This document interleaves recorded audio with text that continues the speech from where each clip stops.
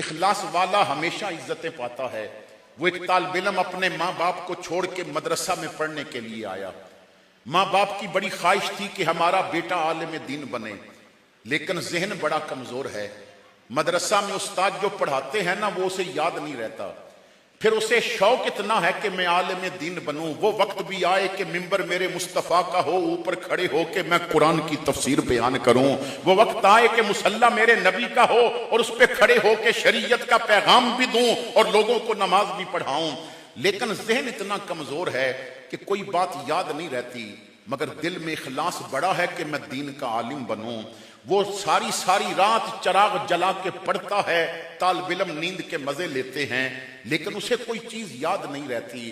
استادوں نے نہ کہہ دیا کہ ہمارے مدرسے کا سب سے نکھٹو طالب علم یہ ہے، سب سے کند ذہن طالب علم یہ ہے، اسے تو کوئی چیز یاد ہی نہیں رہتی۔ کہا جاؤ اپنے گھر چلے جاؤ، کوئی کام کرو۔ کہنے لگا میرے ماں باپ کی خواہش بڑی تھی کہ میں عالم بنوں، مجھے گھر نہ بھیجو، مجھے کلاس کے کونے میں بٹھا دیا کرو، بس میں مصطفیٰ کا پیغام سنتا رہوں گا۔ آج نہیں تو کل، کبھی نہ کبھی تو میرا مالک کرم کر دے گا، کبھی نہ کبھی تو میرے ذہن کی دنیا میں وسعت آ جائے گی۔ تو پھر اسی طرح وہ مدرسے میں رہ رہا تھا۔ روزانہ رات کو طالب علم نیند کے مزے لیتے، وہ چراغ جلا کے پڑھا کرتا۔ اس کا نام تھا سعد الدین۔ پھر ایک وقت آیا اسے زمانے نے تفتزانی کہا، پھر ایک وقت آیا اسے زمانے نے تفتزانی کہا۔ اب وہ سعد الدین ساری رات محنت کرتا ہے اور بچے کہتے ہیں یار سو جا۔ وہ کہنے لگا گھر سے نہ سونے کے لیے نہیں آیا تھا، محمد کا قرآن پڑھنے کے لیے آیا تھا، مصطفیٰ کی حدیث پڑھنے کے لیے آیا تھا۔ اب وقت گزرتا گیا، وہ خلوص کے ساتھ محنت کرتا، صبح کلاس روم میں جاتا تو کوئی چیز ذہن میں نہ ہوتی۔ ایک رات ہے، سارے طالب علم نیند کے مزے لے رہے ہیں، اس نے چراغ جلایا ہوا ہے اور کتابیں کھول کے پڑھ رہا ہے اور ساتھ دعا کرتا ہے مالک مجھے توفیق دے میں بھی قرآن کو اور حدیث کو اپنے حافظہ میں محفوظ کر سکوں۔ آدھی رات کا وقت تھا، کمرے کا دروازہ کھلا، ایک اجنبی اندر آیا اور کہنے لگا سعد الدین جب یاد نہیں ہوتا تو کیوں ساری رات محنت کرتے ہو؟ آؤ ذرا باغ میں چلتے ہیں، پھولوں کی مہکار ہے، ذرا خوشبو لو، دیکھو ہوا کتنی پیاری چل رہی ہے۔ تو سعد الدین نے کہا جاؤ تم پھولوں کی خوشبو لو، میرے سامنے تو یہ باغیچہ کھلا ہے جس میں بخاری کے پھول بھی ہیں اور مسلم کے پھول بھی ہیں، جس میں ابن ماجہ کے پھول بھی ہیں اور جس میں سورہ یاسین جیسی خوشبو دینے والی پیاری پیاری کیاریاں بھی ہیں۔ وہ چلا گیا، تھوڑی دیر بعد پھر آیا، کہنے لگا سعد الدین جب یاد نہیں ہوتا تو کیوں اتنی محنت کرتے ہو؟ آ جاؤ باغ کی سیر کرتے ہیں، رات کی تنہائی ہے، ٹھنڈی ہوا چل رہی ہے، کتنی پیاری خوشبوئیں ہیں۔ تو کہا جاؤ میں نے تمہیں پہلے کہا ہے تم باغ کے مزے لو، مجھے یہاں حدیث کے مزے لینے دو۔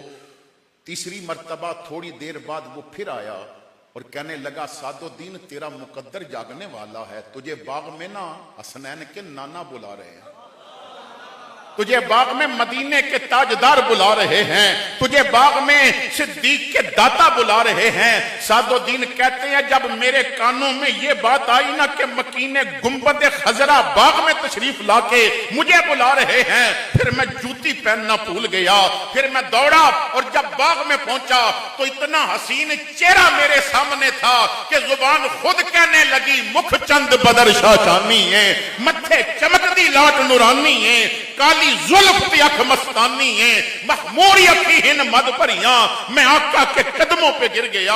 حضور نے مجھے کاندھوں سے پکڑ کے کہا سعد الدین بڑی محنت کرتا ہے، ساری رات میری حدیثیں پڑھتا ہے۔ میں نے عرض کی آقا محنت تو بڑی کرتا ہوں پر کوئی چیز دماغ میں رکتی نہیں ہے، ٹھہرتی نہیں ہے، آقا حافظہ بڑا کمزور ہے، میرا بھی جی کرتا ہے میں آپ کی حدیثیں یاد کروں۔ حضور نے فرمایا سعد الدین تیرا خلوص دیکھ کے ہی تو میں آج آیا ہوں نوازنے کے لیے، چل ذرا منہ کھول۔ میں نے منہ کھولا، حضور نے اپنا لعاب دہن میرے منہ کے اندر پھینکا۔ سعد الدین کہتے ہیں لوگوں وہ لعاب جو صدیق کی ایڑی پہ لگے تو سانپ کا زہر ختم کر دے، جو علی کی آنکھ پہ لگے تو آشوب چشم ختم کر دے. جو صحابی کی پنڈلی پہ لگے تو ٹوٹی ہڈی جڑ جائے, جو قتادہ کی آنکھ پہ لگے تو گئی ہوئی نظر واپس آ جائے, جس لعاب سے حسنین کو گڑتی بھی ملے اور جس لعاب سے کھاری کنویں میٹھے بھی ہوں. جب وہ لعاب میرے منہ میں گیا, لوگوں میں نے بڑے بڑے میٹھے چکھے تھے پر شہد کی مٹھاس نے وہ مزہ نہ دیا جو محمد کی لب نے مزہ دے دیا تھا. حضور نے فرمایا سعد الدین جا اب جا کے میری حدیث پڑھ, دیکھ میرا رب کیسا کرم کرے گا. آقا آنکھوں سے اوجل ہو گئے, آئے جمال ناز دکھا کر چلے گئے. خوابیدہ زندگی تھی جو جگا کر چلے گئے. سعد الدین کہتے ہیں میں اپنے مقدر پہ رشک کرتا, کتھے میرے علی کتھے تیری ثنا, گستاخ اکھی کتھے جائڑیاں. میں اپنے کمرے کی طرف چل پڑا, کمرہ بعد آیا, ساری پڑھی کتابیں میرے ذہن میں محفوظ پہلے ہو گئی ہیں, جو پڑھا تھا سارا ذہن میں آ گیا. آقا کریم نے کرم کر دیا.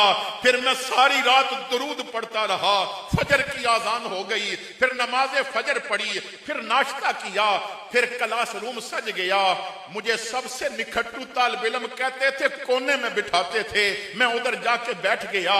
استاد تشریف لائے, طالب علم آ کے بیٹھ گئے. استادوں نے ایک عبارت پڑھی اور کہا جو سب سے ذہین طالب علم ہے وہ کھڑا ہو جائے اور اس کا حل نکالے. ذرا اس عبارت کو پڑھے سمجھائے. جو سب سے ذہین تھا نا کہنے لگا استاد جی بہت مشکل عبارت ہے, آج یہ میں نہیں حل کر سکتا. انہوں نے کہا دوسرا کھڑا ہو جائے. اس نے کہا میں بھی حل نہیں کر سکتا. وہ استادوں کو جن کے حافظے پہ مان تھا نا وہ سارے کہنے لگے عبارت مشکل ہے, آج ترکیب صرفی اور ناوی نہیں ہو سکتی ہم سے. سعد الدین کہتے ہیں جب سارے چپ کر گئے نا تو نکھٹو سعد الدین نے ہاتھ اٹھا کے کہا اجازت دیں آج میں اس کا حل کر کے بتاؤں. استادوں نے کہا بیٹھا رہ سعد الدین, تو آسان عبارتیں نہیں پڑھ سکتا تھا, یہ آج بڑی مشکل ہے. میں نے کہا ذرا مجھے بتاؤ آج مشکل کشا نے مشکل کشائی کی ہوئی ہے, ذرا مجھے بتاؤ تو صحیح, موقع تو دے. استاد نے کہا چل اٹھ کے پڑھ. میں کھڑا ہو گیا. میں نے جب حل نکالنے کے لیے گفتگو شروع کی, ترکیب صرفی اور ناوی سے شروع کی, اور جب میں نے اس پہ گفتگو کی استادوں کے ماتھے پہ پسینہ آ گیا, آنکھیں کھلی رہ گئی. کہتے ہیں سعد الدین رک جا, پہلے یہ بتا تو وہ نہیں جو کل تھا, آج تو بدلا ہوا ہے, یہ کرم کیسے ہوا؟ میں نے کہا جناب آپ کے ذہین طالب علموں کو اپنے حافظے پہ مان ہے, سعد الدین کو محمد کے کرم پہ مان ہے. تم مخلص ہو جاؤ کرم ہو جائے گا, تم اخلاص پیدا کر لو کرم ہو جائے گا. شیطان نے بھی کہا تھا جو مخلص ہوں گے نا ان پہ میرا داؤ نہیں چلے گا. آپ نے اس دنیا میں دیکھے ہوں گے کئیوں نے یورپ کے ویزے پہ ایمان بیچے اور کئیوں نے پلاٹوں پہ ایمان بیچے, لیکن وہ ایک ویل چیئر پہ بیٹھنے والا تھا. اس کے سامنے جب اربوں کے چیک رکھے گئے تو ہنس کے کہا نہ بھائی نہ, ان کے ٹکڑوں پہ پلے غیر کی ٹھوکر نہ ڈال, کھڑکیاں کھائیں کہاں چھوڑ کے صدقہ تیرا.